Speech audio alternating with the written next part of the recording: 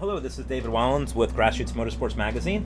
We are here with Randy Pobst, reigning World Challenge GT champion, as well as Daytona champion and champion in just about everything. To answer a couple of quick questions during the St. Pete Pirelli World Challenge race weekend.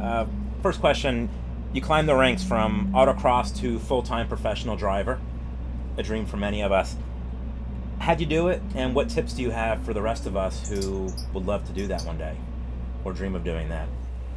Is this a mini-series in about 4 one-hour sections? I started by having a natural love for, and fortunately, ability for driving fast. I chose not to pursue anything else. I did not become a doctor. I did not cure world peace. I dedicated my whole life to being a professional race car driver.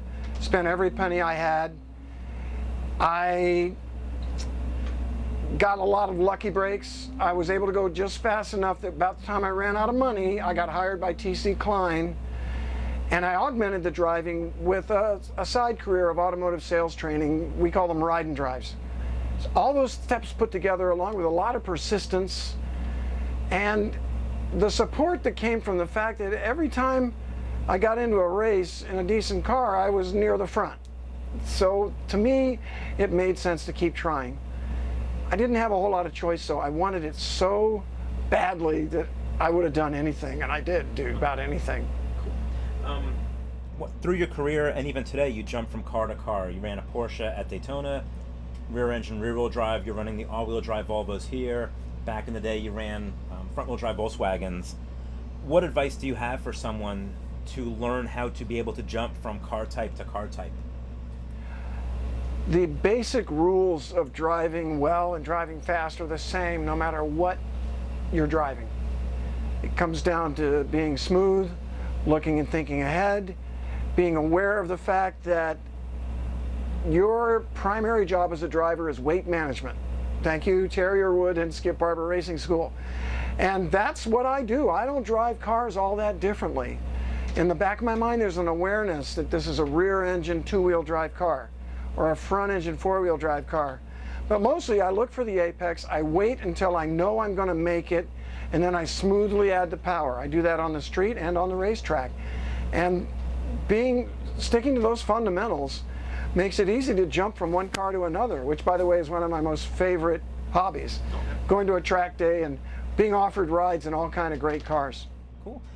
Most of us, when we go to a track, it's a normal, traditional road course. This weekend, we're on a street circuit. Not much room for error. How does a street circuit like this change the game? Changes it a lot. And for me, it goes back to my roots in autocross. A lot of things are going on a street circuit. One, nobody gets much practice. Think about if you go to Road Atlanta.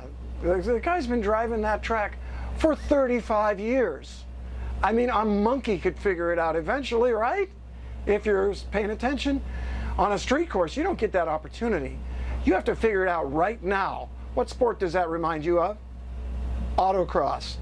This course is different every time. You don't get any practice. Yeah, you can walk it, but you got to go fast right now.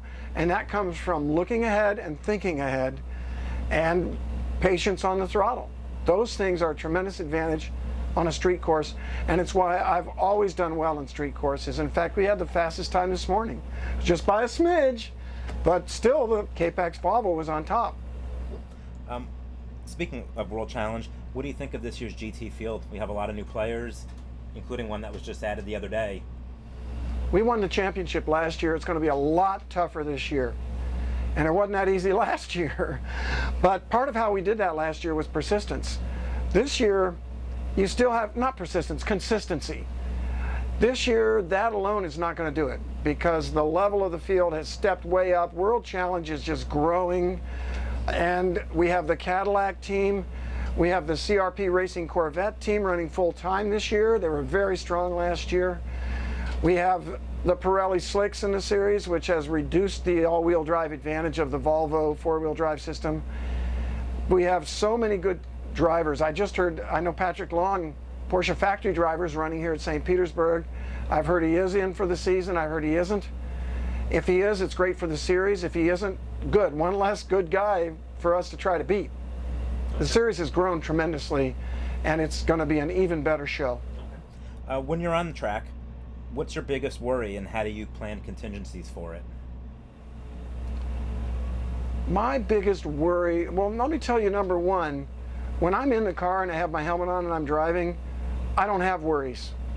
I get into another world, a mode in my mind that is about going fast and being in control. And they kind of go together. And that just happens naturally for me, especially after all these years. And if I were to tell you now, though, my biggest worry is crashing. Crashes suck, excuse my French. And time spent repairing crashes is time not spent making your car faster and better. You lose points. But guess what? You've got to go as fast as you can, or you're just plain going to be slow, and that's not an option. Okay. A lot of us obviously come from the club racing ranks.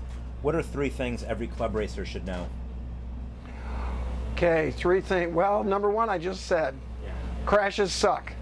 Don't do it, or do your best to avoid it. Here's one way to avoid it. If you're ever having trouble in a corner, next time you come up to that corner, brake earlier, slow down, get it right, hit the apex. You'll be amazed. You'll go faster. Let's call that number 2. Okay. Number 3 for club racing, it's still related on the same thing, is to not try too hard. Work up to speed. Do as I say, not as I do. I have always been a driver who goes like crazy and then backs off to get down to where it's safe. And if you've got the car control for that, great. There's a good one. Let's add work on car control. If you've never had any professional car control training, spend the money and do it. Skip Barber, Bob Bondurant, you name it, any good school. It's important, and it'll make you faster and you'll crash less. Cool. Thank you very much. Thank you, David. Randy. Thanks for your time. Hey, it's great to have Grassroots Motorsports magazine as part of the Pirelli World Challenge Championship. Cool. Thank you. We're looking forward to it, and looking forward to seeing how you do later today. Thank you, David. Cool.